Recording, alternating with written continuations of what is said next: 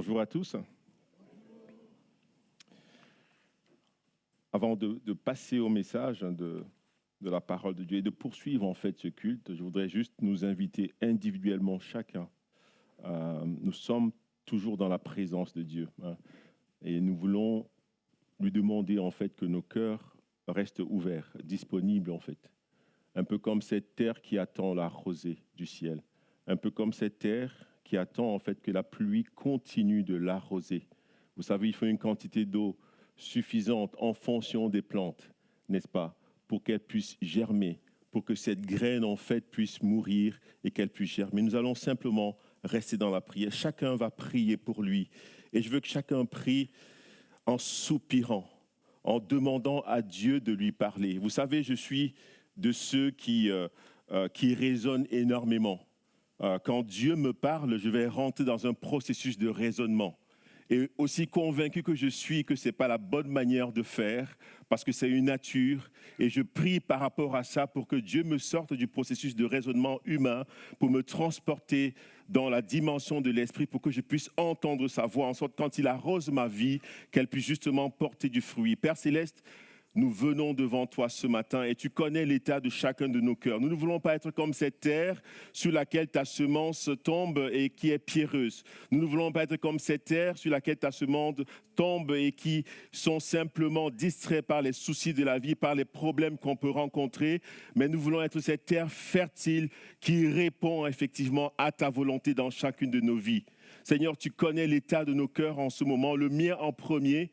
Et je veux humblement te demander, Seigneur, aide-moi à être à l'écoute de ta parole, un peu comme Marie assise à tes pieds, buvait l'eau de la parole que tu déversais sur elle. Je veux prier ce matin pour chacun, que les chaînes de réflexion, de pensées humaines puissent être renversées pour que ta parole ait simplement accès efficacement sur chacune de nos vies, au nom puissant de Jésus. Amen. Amen. Le thème ce matin, c'est « Au secours ». Au secours. Est-ce que chacun peut dire « Au secours » ce matin ?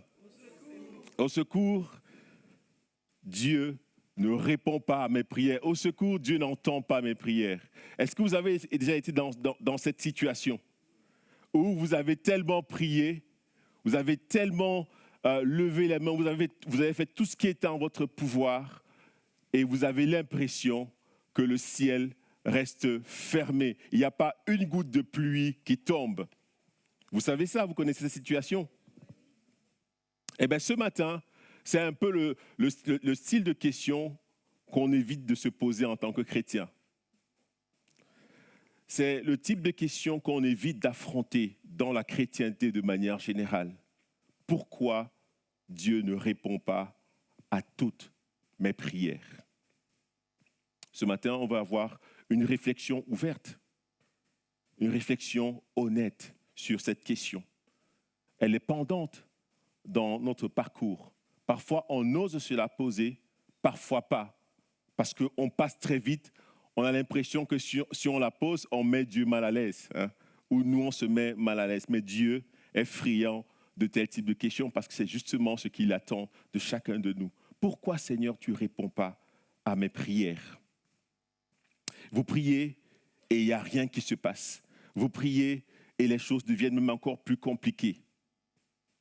Et vous vous posez la question, l'une de ces questions, mais Seigneur, qu'est-ce que j'ai fait? En général, on dit qu'est-ce que j'ai fait au bon Dieu? Qu'est-ce que j'ai fait de mal? C'est une question importante. Ou qu'est-ce que je n'ai pas fait? Ou qu'est-ce que je ne comprends pas? Et beaucoup de chrétiens vont se décourager. Ils vont se lasser de l'exercice de la prière parce qu'ils ne reçoivent pas les réponses attendues à leur prière. Alors même que l'un des encouragements précieux de la parole de Dieu, c'est prier sans cesse. Prier sans cesse. Si vous lisez la parole de Dieu, vous allez retrouver de part en part cet encouragement à prier sans cesse. Mais d'où vient-il donc que les chrétiens se découragent? D'où vient-il donc que les chrétiens abandonnent? Dans le parcours de vie, on se retrouve dans ces situations, effectivement, où quand vous priez sur 10 prières, je ne sais pas si vous avez déjà fait les statistiques dans votre propre vie, sur 10 prières, soyez honnête avec vous-même, moi je le suis, j'espère avec moi-même, sur 10 prières, combien sont exaucées? Si vous investissez 100 euros et que vous n'en tirez qu'un seul, ben, on commence à se poser des questions, n'est-ce pas? Et on investit dans la prière parce qu'on veut obéir à Dieu. Et au bout du compte, on dit, ben, frère, sœur, aide-moi, je ne comprends pas. Dieu semble ne pas répondre à mes prières. Le but de ces réflexions, à la fin, c'est de nous encourager à voir bien plus au-delà du fait simplement que ma prière n'a pas reçu une réponse. Il faut voir plus loin, en fait. Et les questions qu'on peut se poser dans ce type de situation, pour éviter le découragement, pour éviter de se lasser, les questions qu'on peut se poser, c'est qu'est-ce que Dieu veut faire avec moi? Qu'est-ce que Dieu veut m'apprendre? Qu'est-ce qu'il veut m'enseigner? Qu'est-ce qu'il veut me dire sur lui et sur moi? Ceux des chrétiens qui au contraire ne se découragent pas, et ils ont raison, parce que la persévérance est un enseignement fondamental dans la marche du chrétien. La Bible nous encourage à prier avec persévérance. Et là, je veux parler de mon expérience personnelle depuis toutes ces années, quand j'observe en fait comment les chrétiens réagissent à cette problématique des prières non exaucées.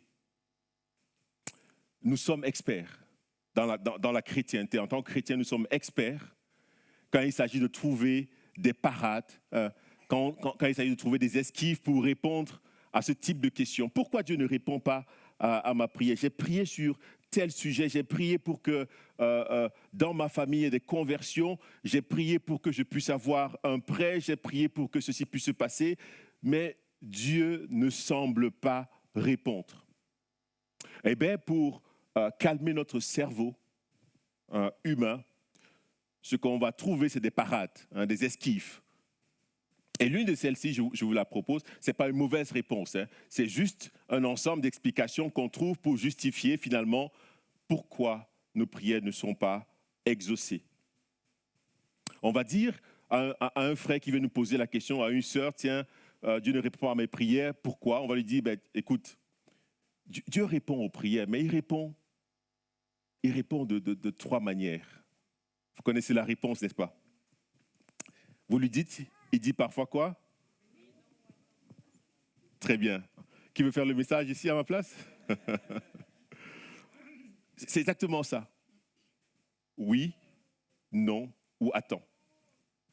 Et comme ça, ben, on anesthésie un peu sur le moment notre cerveau et on poursuit notre marche chrétienne. Mais on ne s'est pas posé des questions fondamentales. Parce que quand Dieu, peu importe qu'il réponde ou qu'il ne réponde pas, Dieu ne veut pas simplement répondre à nos prières.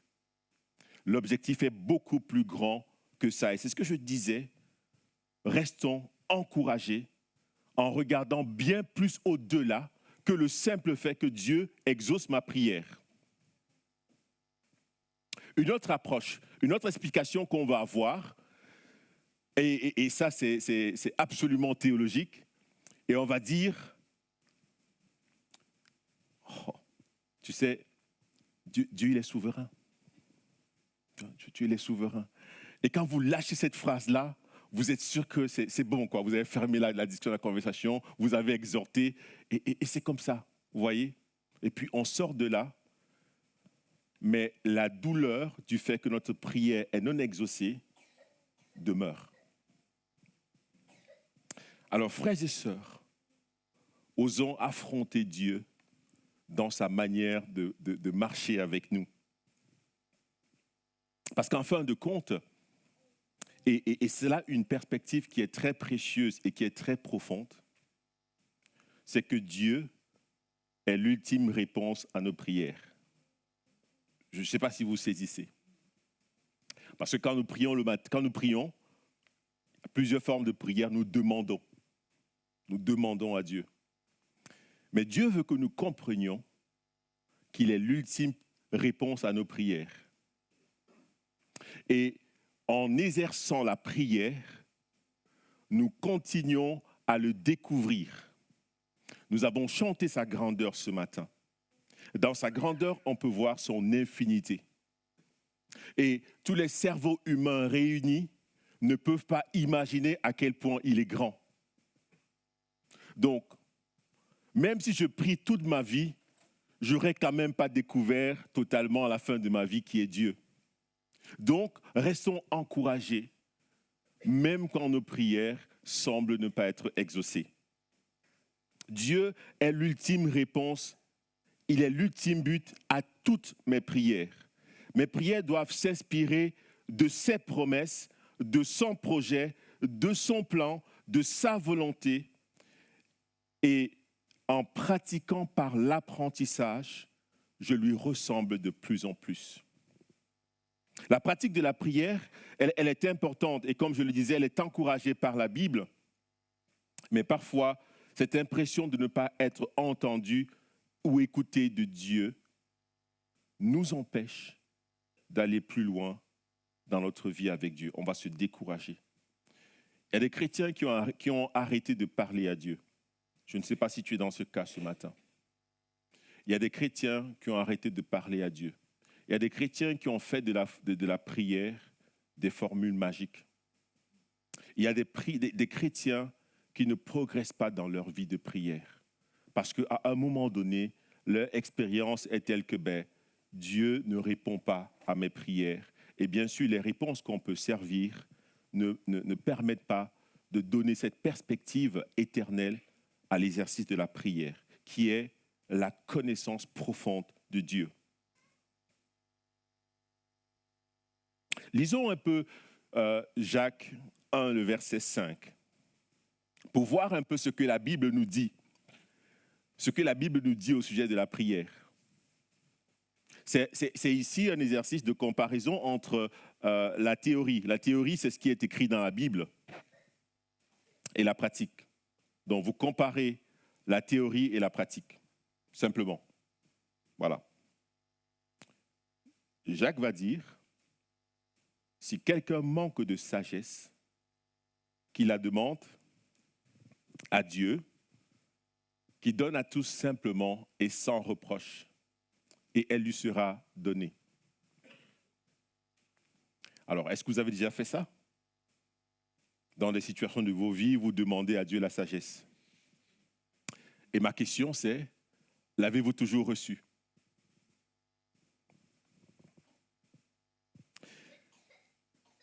Deuxième texte, la Bible nous dit de demander et nous allons recevoir. On le voit dans Matthieu 7,7. Demandez et l'on vous donnera. Cherchez et vous trouverez. Frappez et l'on vous ouvrira. Combien de fois avons-nous déjà cherché sans trouver? Combien de portes closes dans nos vies avons-nous fait face dans nos vies? C'est simplement des questions honnêtes. Hein. Je n'ai pas envie de tourner et de dire, voilà, tout est beau, tout est rose dans ma vie. Il y a des prières dans ma vie qui n'ont pas reçu de réponse, clairement. Combien de fois ai-je demandé sans avoir la réponse à ma prière? C'est ce que la Bible dit.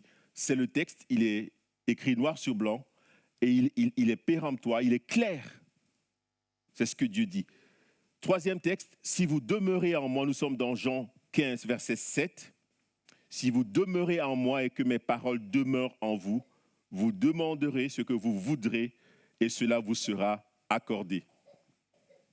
On veut dire que si vous demeurez dans la parole de Dieu, et c'est parfois ce qu'on oublie, on omet, hein, cette partie de la phrase-là, si vous demeurez en moi et que mes paroles demeurent en vous, vous demanderez ce que vous voudrez, cela vous sera accordé. C'est simple, n'est-ce pas? Mais qu'est-ce qui se passe en réalité dans la pratique?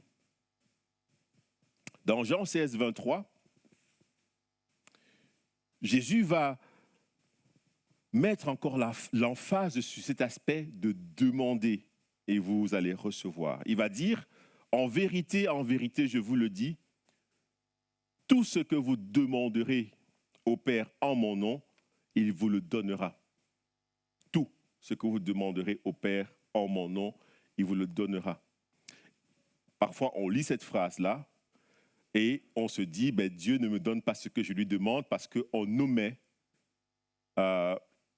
quelques mots importants.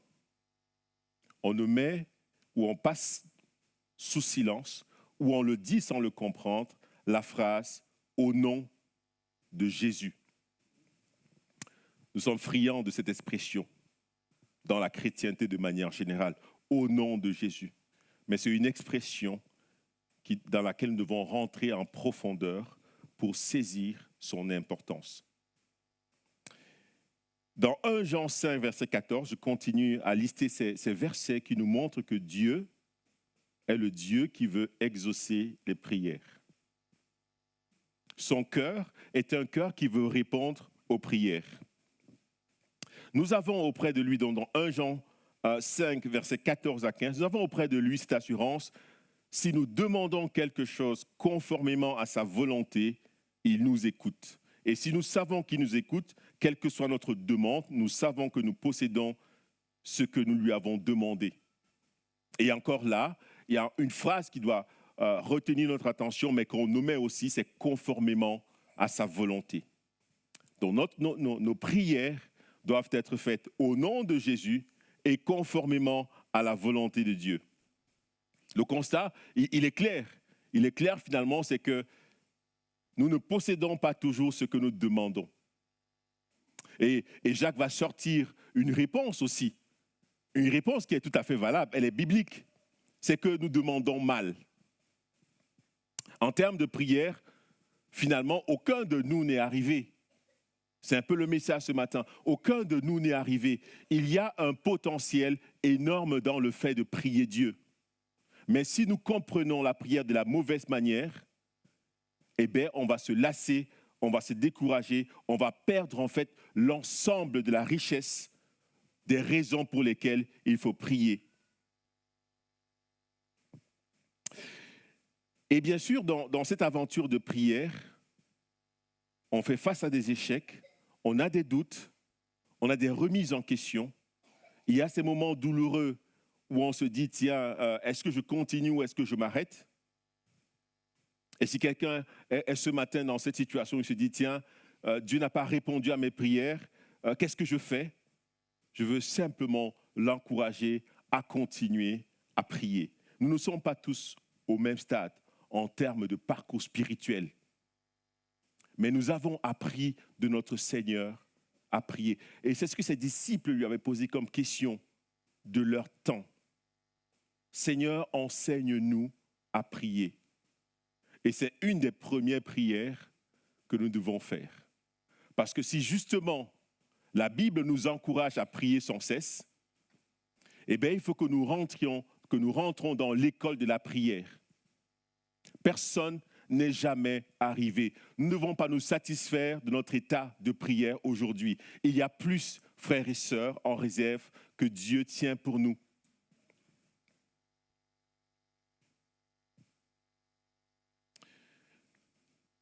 Des expériences douloureuses, difficiles, qui nous bousculent, où on lit dans la parole qu'il faut demander et dans la pratique, on se rend compte qu'on est loin du compte.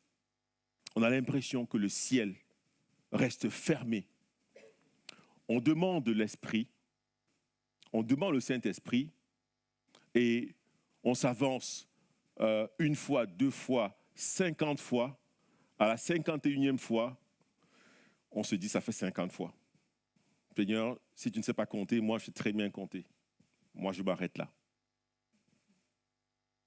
Mais vous ne savez jamais ce qui se passera à la 51e fois.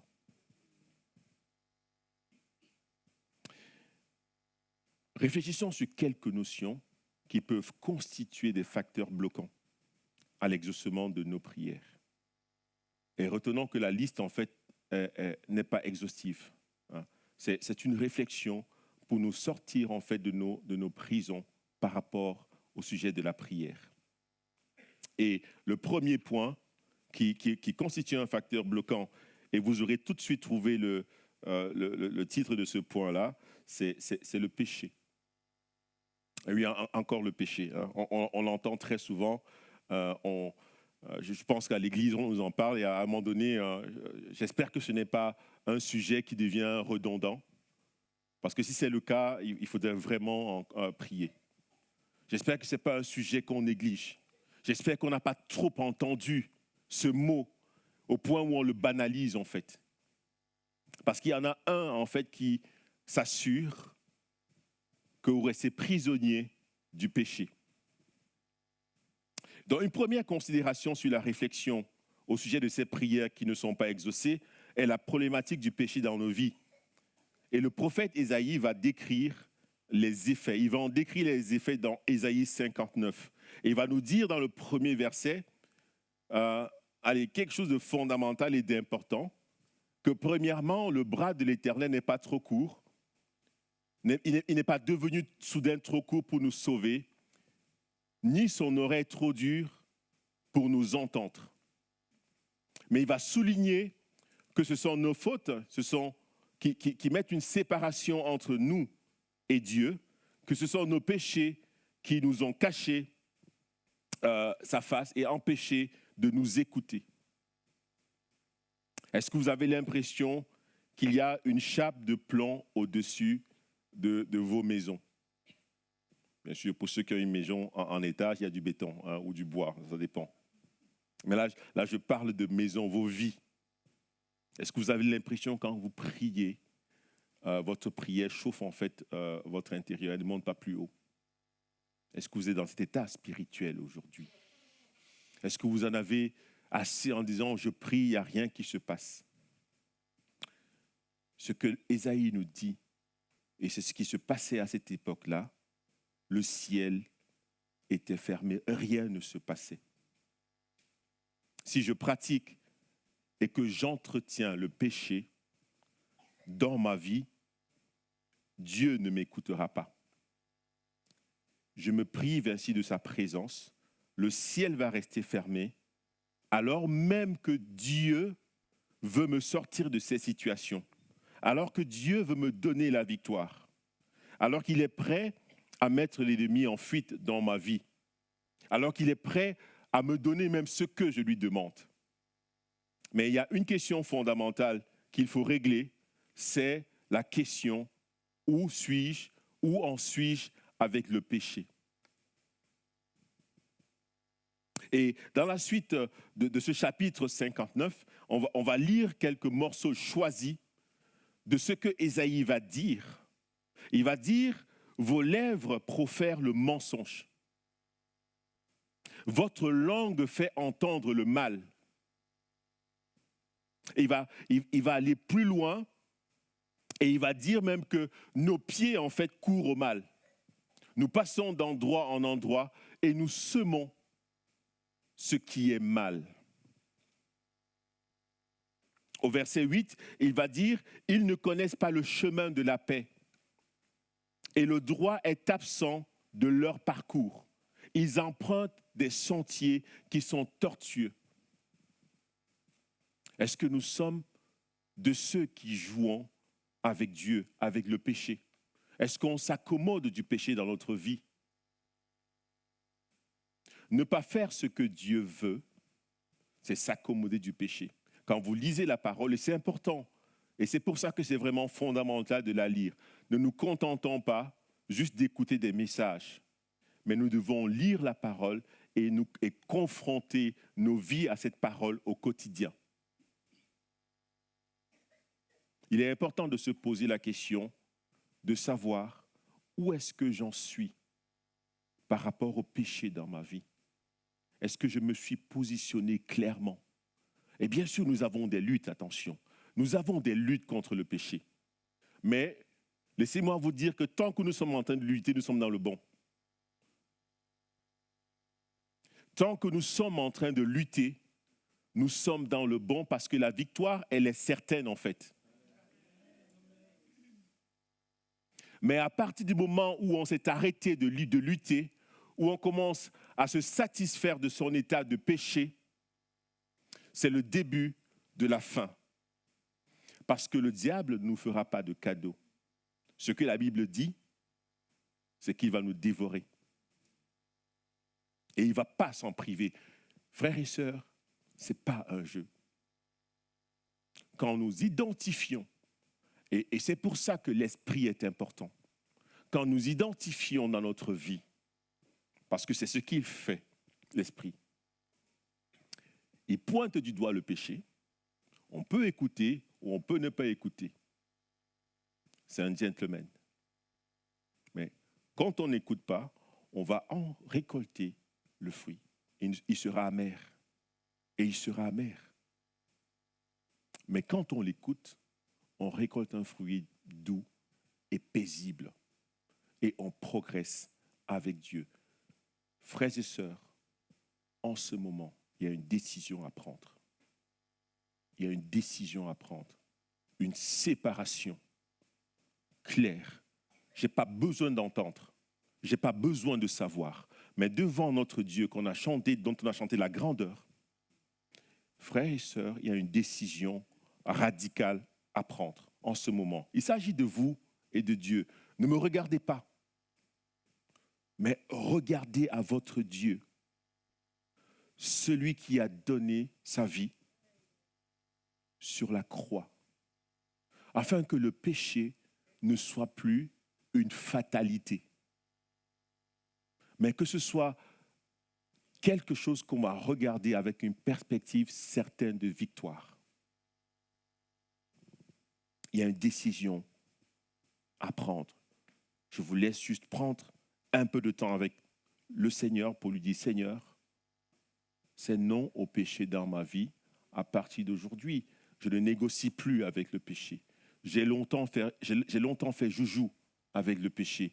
J'ai parfois mis un pied à gauche, un pied à droite, mais en ce moment même, Seigneur, aussi difficile et compliqué que ça va être, parce que ça va me priver peut-être de revenus, parce que ça va me priver de quelqu'un que j'aime très fort, parce que ça va changer ma situation et je ne sais pas ce qui va se passer demain.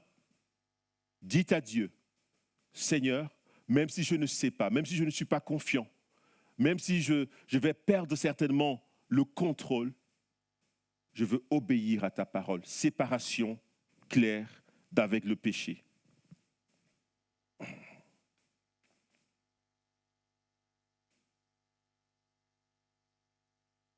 Alléluia. L'idée que Dieu veut répondre à nos prières, elle réside dans ses promesses et dans la promesse que Jésus va faire dans Jean 16, 23. Et il va dire, en vérité, je vous le dis, tout ce que vous demanderez au Père en mon nom, il vous le donnera. Et il dit au verset 24, jusqu'à présent, vous n'avez rien demandé à mon nom, demandez et vous recevrez afin que votre joie soit complète. Demandez et vous recevrez. Jésus nous fait une promesse qui est incroyable.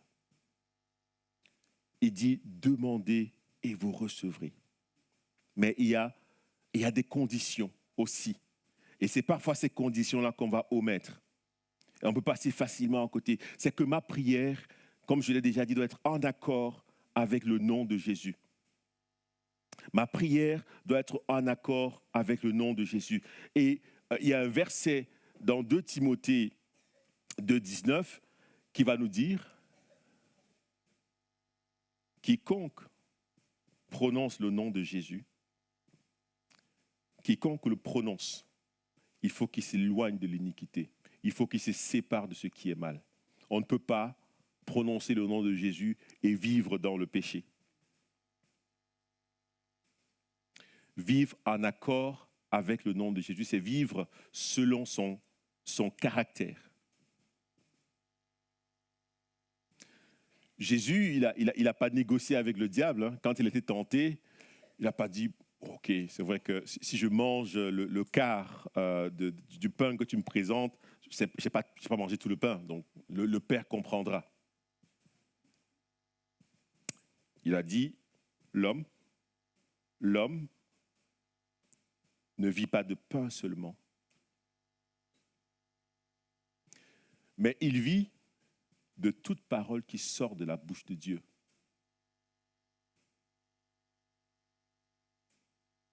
Et c'est dans la parole de Dieu qu'on va trouver des ressources pour grandir dans la prière, dans l'expérience de la prière. Vous ne lisez pas la parole de Dieu, vous allez faire les Je vous salue Marie du 1er au 31 décembre.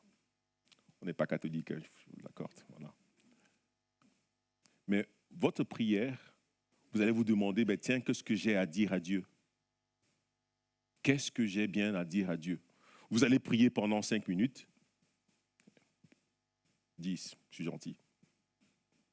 Vous allez prier pendant 10 minutes et vous ne saurez plus quoi dire. Parce qu'il y a de la sécheresse. Et parce que le diable s'arrange à ce que vous n'ayez rien à dire à Dieu. Mais Dieu nous dit, priez sans cesse. Même quand je n'ai pas envie. Même quand j'ai l'impression que le ciel m'est tombé sur la terre. Priez sans cesse. Et j'ai envie de vous donner, c'est ce que Dieu m'a mis à cœur, cette situation où Jacob, et nous savons qui était Jacob. Jacob, ce n'était pas le plus saint des hommes sur la terre, mais il a appris à le devenir. Et quand il rencontre en fait l'ange de Dieu sur le chemin de Péniel, et qu'il va se battre avec l'ange de Dieu, il va combattre avec l'ange de Dieu. Et il ne va pas le lâcher. Durant toute la nuit, jusqu'au lever du matin. Au point où c'est l'ange qui va dire, Jacob, c'est bon, laisse-moi partir. C'était un face-à-face, c'était un corps à corps, c'était une discussion. C'était, si tu ne me bénis pas, eh bien, on reste là. Il est resté dans la persévérance. Même quand l'ange l'a blessé à la hanche, il était toujours là en lui demandant, mais dis-moi comment tu t'appelles. Vous voyez, c'était tellement bon, difficile, mais bon, que si vous luttez avec quelqu'un, vous ne demandez pas à la fin comment il s'appelle, n'est-ce pas? C'est qu'il y a un problème. Mais il va lui demander. C'était un moment intense. C'était intense. Et je veux savoir comment tu t'appelles. L'ange lui a dit, c'est pas important. Ce qui est important, c'est que je puisse te bénir et puis que je m'en aille comme tu le demandes. Et puis à la fin, il va lui dire, mon nom est merveilleux. Vous savez, on aime enfermer Dieu dans des noms, n'est-ce pas? Mais en fait, quand il dit mon nom est merveilleux, c'est pas que le nom de Dieu, c'est merveilleux. C'est pas que Dieu s'appelle merveilleux. C'est que son nom, effectivement, s'il en a un, il est tellement merveilleux que tout le panel des couleurs du monde ne serait pas suffisant pour le décrire. Et c'est ce Dieu qui nous invite dans la prière, dans l'expérience de la prière au quotidien. Frères et sœurs, le ciel est ouvert sur Ronsard. Nous ne devons pas nous en satisfaire. Nous devons chercher Dieu parce qu'il va nous donner. Nous devons chercher ce Dieu-là qui est grand et qui est tout-puissant.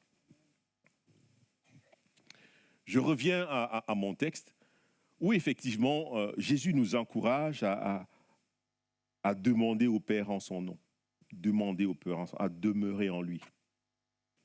Et nous avons évoqué ces conditions qui sont fondamentales. Nous parlons de l'iniquité, nous parlons du péché et nous parlons du fait qu'il faut s'en séparer. Et nous regardons une chose qui est fondamentale et c'est le seul qui a dit ça. Quand vous lisez les Écritures, c'est le seul qui l'a dit. Vous demandez quoi, c'est ça? Qu'est-ce qu'il a dit et que personne d'autre n'a dit? Il y a beaucoup de choses, bien entendu. Mais au sujet de la prière, il va dire, écoutez bien, il va dire, mon Père m'exauce toujours. Quand il était devant le tombeau de Lazare, et que Lazare était depuis 4 jours dans le tombeau, il va parler. Il va dire, mais ce n'est pas pour moi que je dis ça, mais c'est pour ceux qui sont là, pour qu'ils sachent, même pour moi, je sais que tu m'exauces toujours. Est-ce que vous voyez là où Dieu veut nous emmener? C'est un grand programme. Est-ce que vous voyez là où Dieu veut nous emmener? Là où il nous exauce toujours. Mais rassurez-vous, c'est un chemin. Jusqu'à la fin de notre vie, on va expérimenter avec Dieu parce que nos prières vont rentrer de plus en plus dans le cadre de sa volonté, de son projet, de son plan pour nous. Le Père écoute Jésus. Quand Jésus lui parle, le Père l'écoute.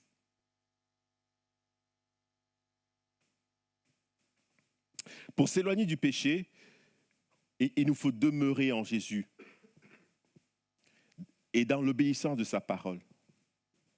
Il nous faut demeurer en Jésus. Vous savez, quand nous prenons des moments même personnels, c'est juste pour mettre l'emphase sur le fait que le péché est tellement grave que parfois nous n'avons plus conscience. Nous sommes anesthésiés. C'est au point où quand nous avons des moments personnels avec Dieu, des moments d'intimité avec Dieu, quand nous sommes en une réunion, quand nous sommes en assemblée, quand nous sommes à l'église, il y a un aspect qui est important. Et de manière régulière, nous devons, ce n'est pas la confesse, mais nous ne devons pas oublier l'aspect repentance, l'aspect confession des péchés. Si l'un de nous a péché et qu'il confesse ses péchés, Jésus est juste et fidèle pour nous les pardonner et pour nous laver de toute iniquité. C'est un exercice dans la prière qui est important. C'est un exercice qui nous amène à l'humilité.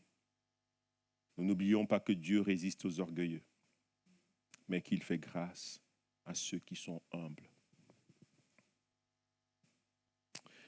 Il est tout aussi important par des périodes régulières où on est juste en silence devant la parole de Dieu. Ou quand on lit la parole de Dieu et que Dieu nous montre quelque chose, un péché, une situation, qu'on ne tourne pas la page, mais qu'on apprenne à dire, Seigneur, Saint-Esprit, montre-moi ce que je dois faire parce que je vois que là, il a fait quelque chose. Est-ce que c'est arrivé dans ma vie? Je vois par exemple que David, prenons le cas, on va tirer un peu sur lui ce matin, David, il a été adultère.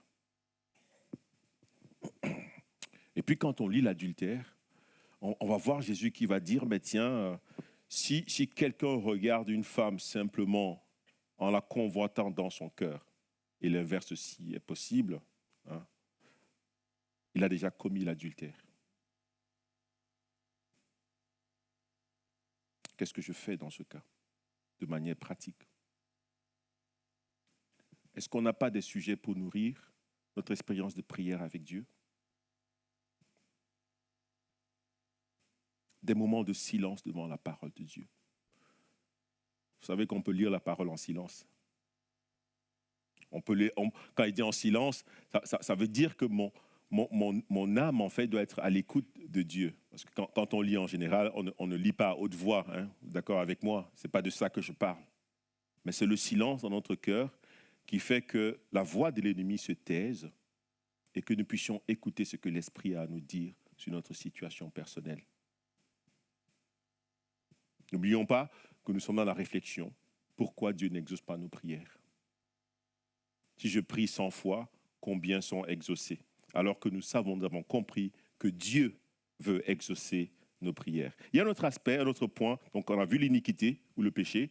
Et un autre point qui est non négligeable, c'est la question de l'ignorance ou du manque de connaissance. L'ignorance ou le manque de connaissance. C'est notre aspect qui nourrit notre réflexion ce matin quant au fait que nos prières restent parfois sans réponse. Et nous avons chacun de nous un côté ignorant. Et je voudrais ici me faire l'écho de la parole que Osée va dire, en fait. Il va dire dans Osée 4, verset 6, que mon peuple périt. Donc Dieu va faire dire à son peuple par la bouche d'Osée que mon peuple périt faute de connaissance. Parce qu'il lui manque de la connaissance. Parce qu'il ne cherche pas la connaissance. Mais la connaissance de qui? Ce n'est pas la connaissance des sciences. Ce n'est pas la connaissance de la littérature. Ce n'est pas la connaissance générale sur un sujet ou sur un autre. Mais c'est la connaissance de Dieu et de qui il est vraiment. Quand on ne sait pas qui est Dieu, on ne sait pas, évidemment, comment prier. Si on ne sait pas que Dieu guérit, on ne priera pas pour qu'il guérisse parce qu'on ne sait pas. Donc, on est ignorant du fait que Dieu guérit. Et donc, on ne priera pas pour qu'il guérisse. Vous savez, il y a pas mal de théologies qui nous font du tort parce qu'elles nous expliquent en fait qui est Dieu et le mettent en général dans une boîte. Mais quand nous connaissons qui est Dieu, nous prions de manière pointue et appropriée. Connaître Dieu, qui il est, son caractère, ce qu'il est capable de faire, va aiguiser ma prière et va nous mettre dans une position favorable.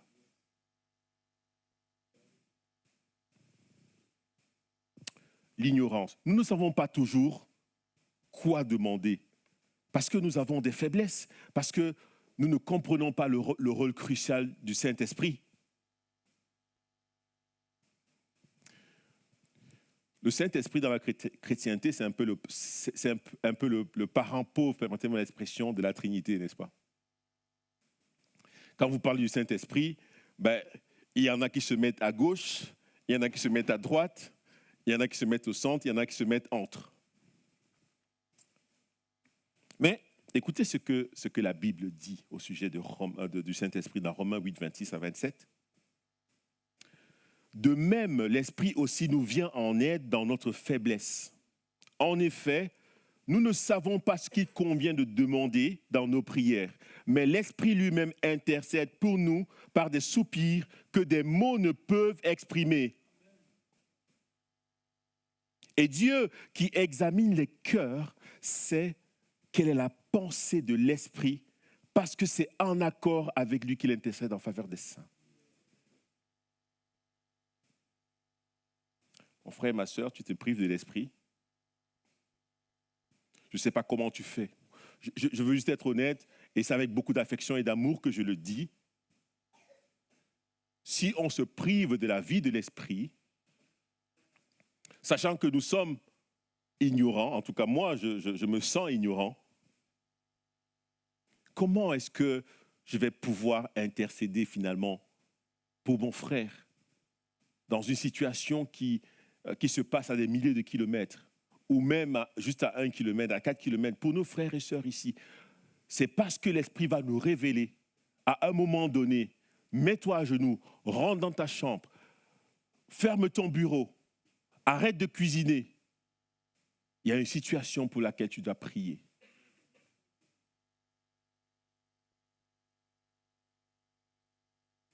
La vie de l'Esprit, en fait, pour un chrétien, peu importe la théologie que vous prenez finalement, elle est non négociable.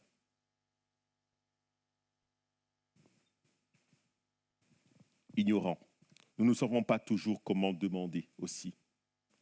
Nous ne savons pas quoi demander, et je l'ai déjà dit, et c'est ce que Jacques va dire, vous ne possédez pas parce que vous ne demandez pas. Bon, il y en a qui ne demandent pas, c'est ce qu'il dit. Il dit, même quand vous demandez, vous ne recevez pas parce que vous demandez mal, dans le but de satisfaire vos passions.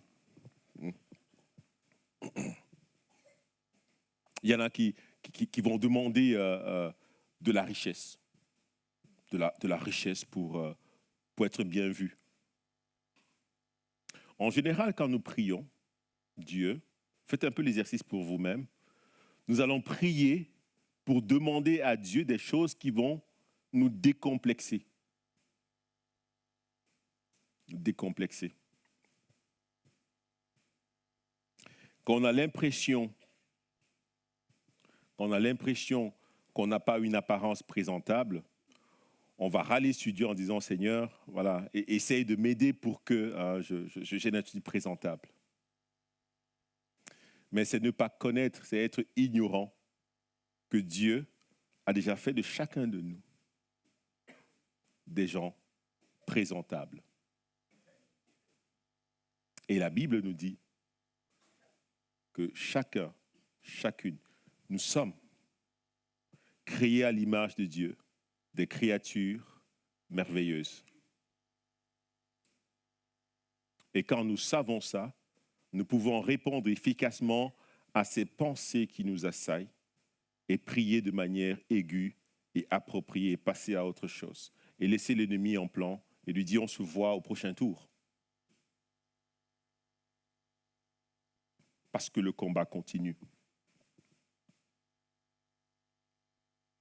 Nous devons poursuivre notre apprentissage de la foi et de l'intimité avec Dieu en apprenant à enrichir nos louanges, notre adoration à Dieu en nous inspirant de sa parole.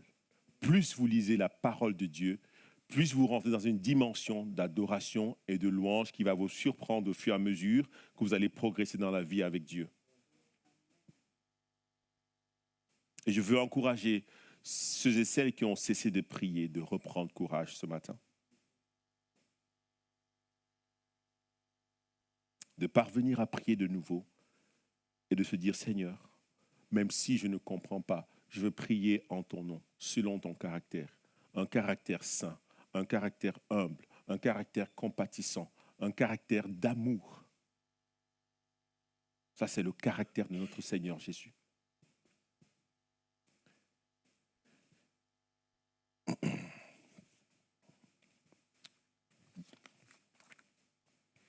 Avant-dernier point,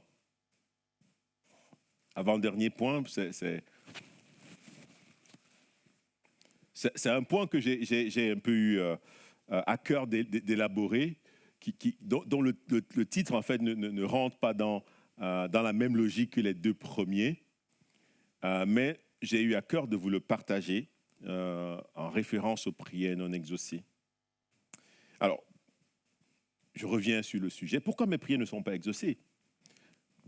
Peut-être parce que Dieu ne m'a pas encore répondu, peut-être parce que je vis dans l'iniquité, dans le péché, peut-être parce que je suis ignorant de certaines réalités spirituelles, peut-être parce que Dieu est souverain, peut-être parce que ce n'est pas encore le moment. Quelle que soit la réponse, et je rappelle une fois de plus que ce ne soit pas une excuse en fait, ou une réponse pour anesthésier mon cerveau ou mon cœur, parce que finalement, ok, Dieu fait ce qu'il veut, et puis bon voilà, moi ça me va comme ça. Non, nous devons rester et demeurer dans une attitude de prière, même quand ma prière n'est pas répondue. Ayons cette attitude d'enfants de Dieu qui veulent en fait aller plus loin, qui soupirent après sa présence et qui aspirent à être puissamment renouvelés dans leur intelligence et visités par le Saint-Esprit. Le point que je veux développer en ce moment, c'est l'autorité du Père. C'est l'autorité du Père. Vous savez, quand Jésus arrive, en fait, une des choses qu'il fait, c'est qu'il va révéler le Père à ses disciples. Il va révéler le fait que Dieu est un Père. Alors, je vais juste vous demander un petit exercice. Quand je dis Dieu est un Père, oubliez votre Père humain. Je sais que ce n'est pas évident. Pourquoi ? Parce que dans la réflexion humaine, on connecte des notions aux réalités qu'on connaît, dont on a expérimenté.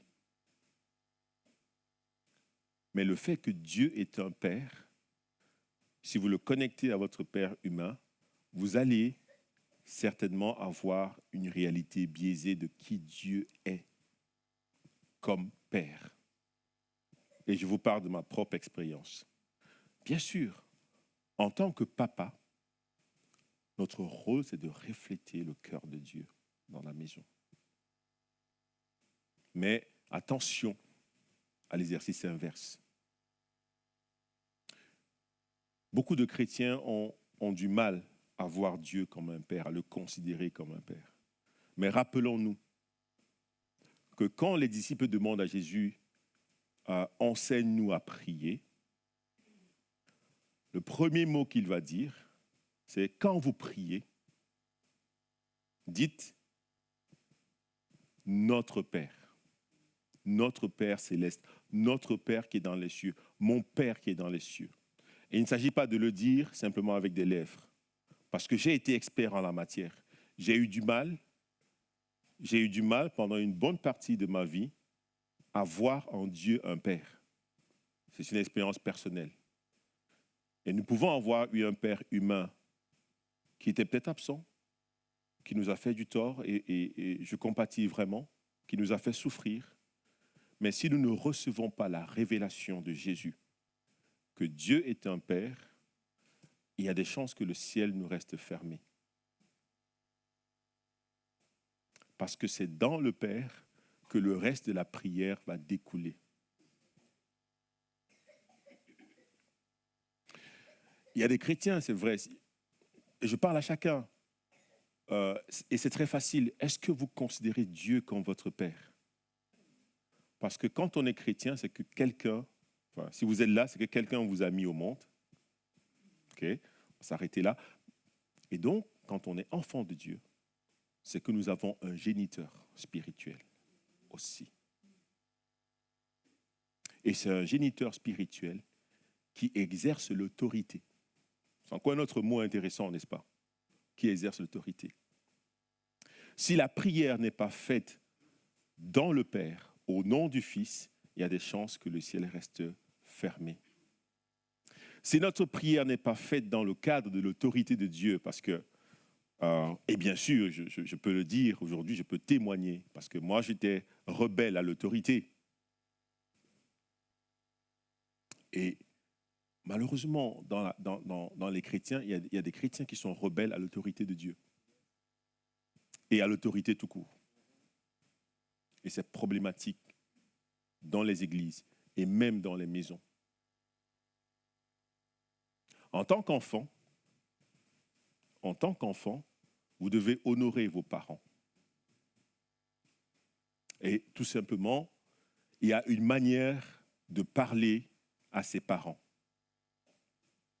Dieu, c'est un gentleman, c'est vrai, mais ne lui parlez pas comme vous voulez. Il y a du respect à avoir. Et c'est un respect qu'on se donne parce qu'on a compris la révélation que Dieu est mon Père. C'est lui qui fait que je suis là et qui a un projet pour moi.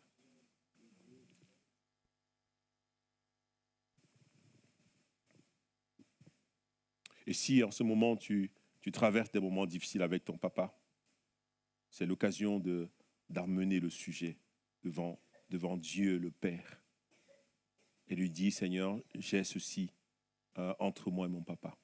Et si tu as du mal à recevoir cette révélation que Dieu est un Père qui t'aime, qui a des projets de bonheur pour toi, c'est l'occasion de lui en parler encore.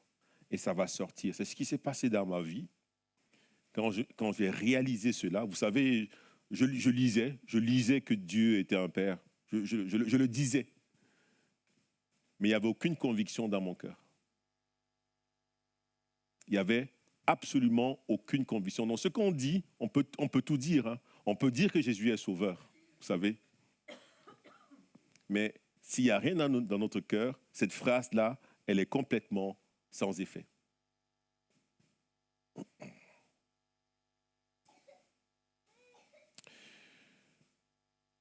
Et Jésus disait, si méchant comme vous êtes, vous savez donner de bonnes choses à vos enfants.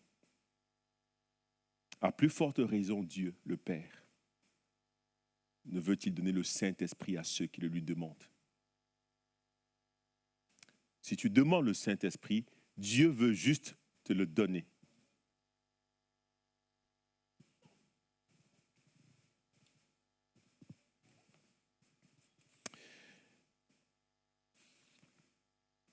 Et donc, qu'est-ce que nous avons vu? Qu'est-ce que nous voyons par rapport au sujet à la problématique en fait des prières qui ne sont pas exaucées? Dieu veut juste nous secourir, élargir nos horizons pour que nous puissions voir et explorer dans nos propres vies si clairement nous sommes séparés de l'iniquité. Que nous devons prendre conscience que l'ignorance en fait est un problème grave en fait à la prière, à l'exercice de la prière. Et que ne pas recevoir la révélation que Dieu est un Père, avec l'autorité qui va avec, est également problématique. Mais plus encore, juste pour mettre un peu plus de grain dans notre moulin. je peux raconter tout ce que je raconte ici, mais si nos cœurs restent fermés, et en même temps c'est humain, je parle parce que j'ai été dans cette situation où mon cœur est incrédule, effectivement, c'est qu'il faut rentrer dans la prière. Parce que le diable, il fera tout ce qui est à son pouvoir pour que votre cœur reste fermé à ce qui se passe dans le domaine de l'esprit. L'incrédulité, c'est un truc de fou. Parce qu'on va s'interroger, on va demander, on veut voir comment ça se passe, on va dire, est-ce que c'est vrai, est-ce que c'est si, est-ce que c'est vraiment Dieu? Ah non, moi je ne crois pas à ces choses-là, moi je suis tranquille, moi c'est pas comme ça que j'étais enseigné, moi dans mon milieu avant, c'est pas comme ça que ça se passait. On va trouver 1001 raisons. L'incrédulité, refuser de croire, refuser de faire confiance à Dieu, refuser de laisser en fait Dieu nous surprendre. L'autre point, c'est l'attitude de désobéissance. Vous savez, il y a des enfants comme ça qui sont juste désobéissants. Faites ce que vous voulez, ils sont désobéissants. Et il y a des chrétiens comme ça aussi. Ils veulent juste être contraires. C'est pas qu'ils n'ont pas compris, ils veulent juste être dedans. Et ça devient une attitude en fait. On désobéit. On sait ce qui est bien, mais on choisit de faire autrement.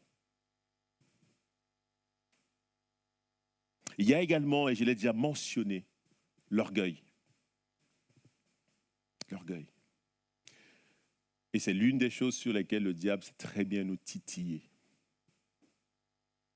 On ne peut rien nous enseigner, on ne peut rien nous apprendre, on ne peut rien nous dire, on connaît tout, voilà. On est meilleur que les autres, voilà, et ainsi de suite. Et le diable va travailler dessus, il va titiller encore et encore pour qu'on continue à être orgueilleux. Mais Dieu résiste aux orgueilleux. Ça, c'est clair. Mais il fait grâce aux humbles. Et la liste de ces aspects en fait, qui font blocage à la prière, elle est loin d'être complète, mais c'est autant d'aspects à considérer quand je regarde ma propre vie et que je vois en fait que finalement, Dieu m'encourage à prier.